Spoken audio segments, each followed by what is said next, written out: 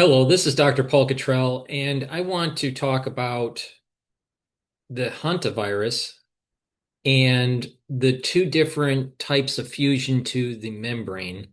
And I also want to talk about the structure of the ribonucleocapsid.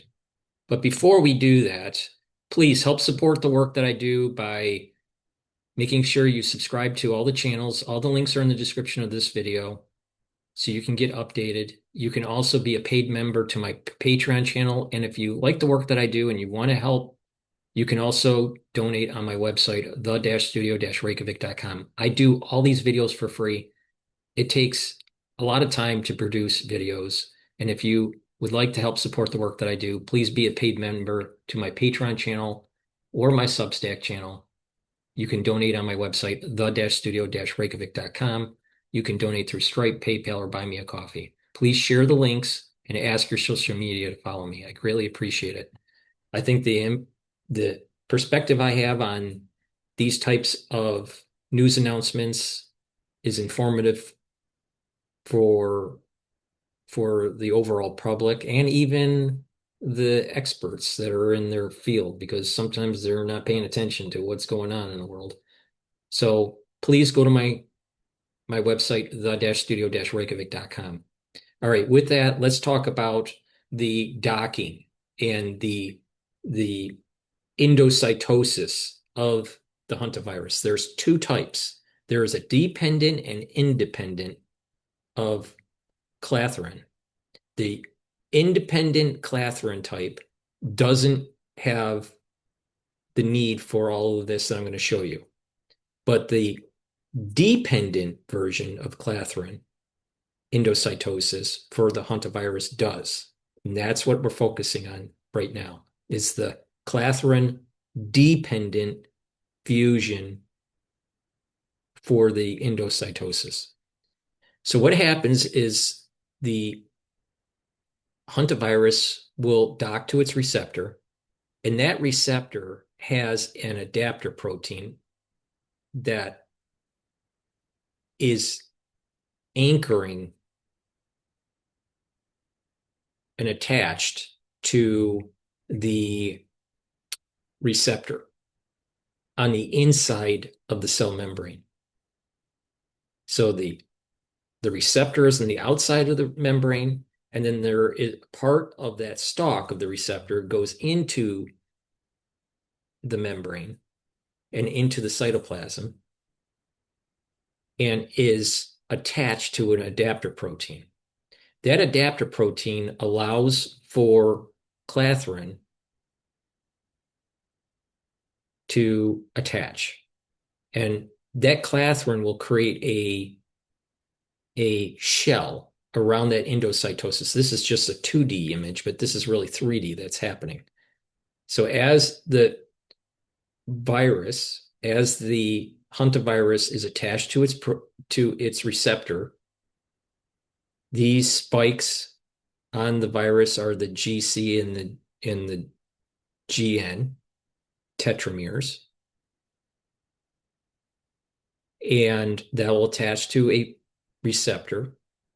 That receptor has an anchor or an adapter protein to it. The Clathrin comes in and it creates a complex, this Clathrin complex that's three-dimensionally, it's like a shell. It's building a shell around the actual endocytosis that's starting to develop.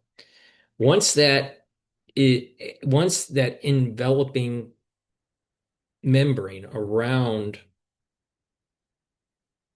the virus starts to take hold and you start to have the endosome, there is this dynamin, which is a protein that pinches it.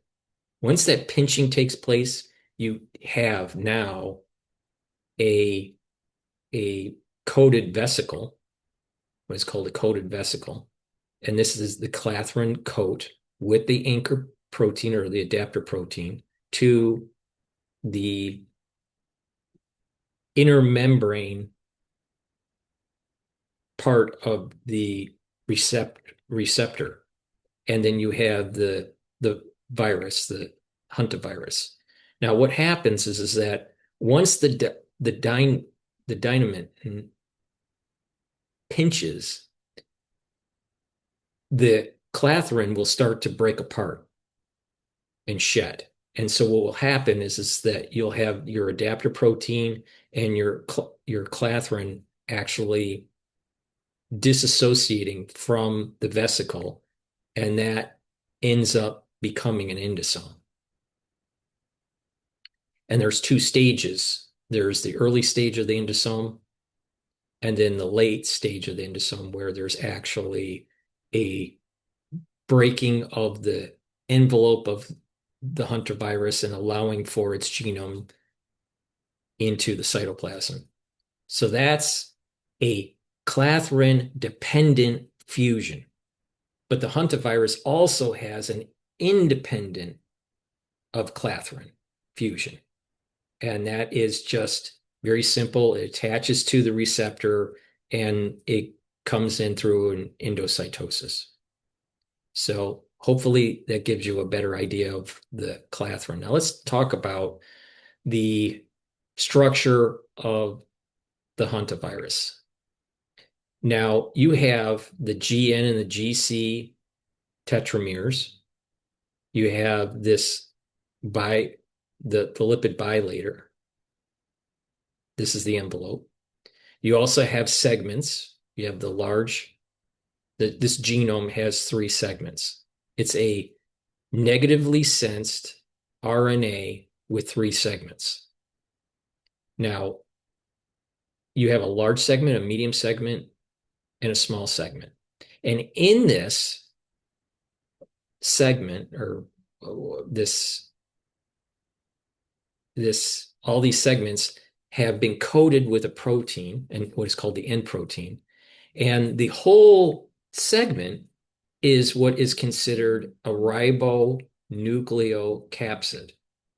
Now, that whole L segment, M segment, or S segment will have your negatively sensed RNA. You'll have an attachment of a RNA-dependent RNA polymerase, which is a polymerase, what do they call it on this chart? A polymerase L. And that coating of N and that building up of the ribonucleocapsid is helping to protect that genome, that segment of the genome. Now, in terms of size, the small segment, so what they call the S protein, the M protein, and the L protein. The small segment, or the S protein, is approximately 100, is approximately 1,700 to 2,100 base pairs. And the M protein is 3,613 to 3,707. And then the large is 6,400 to 6,500. So you can see here that the L segment is almost double the M segment, and the M segment is, almost double the S segment. So with that, we have the structure of the hantavirus. The key here is what is a ribonucleocapsid. This is protecting that segment. It's also important to understand that because there are three segments within the hantavirus, that you can have something called genetic shift. And genetic shift can radically move the dynamics or the pathology of the virus in a certain direction, either less virulent or more virulent. In addition, you can have changes within the segment that leads to different shapes of the proteins, and those are what they call genetic drift, where you have just mutations, just single point mutations or a few point mutations, and it's just drifting. But when you have an S segment from a different hantavirus, coming in, you can have a radically different virus, a genetically, and this is the reason why genetic shift is so important on understanding pathology for and virulence for influenza. We'll go into more details of what the genomes are actually coding for, but it's important to understand that there is genetic shift that can take place and that there is this ribonucleocapsid that is protecting the segment. And that ribonucleocapsid is this complex of the N protein protecting the RNA negatively sensed, and you have a polymerase that's attached to it. Okay. And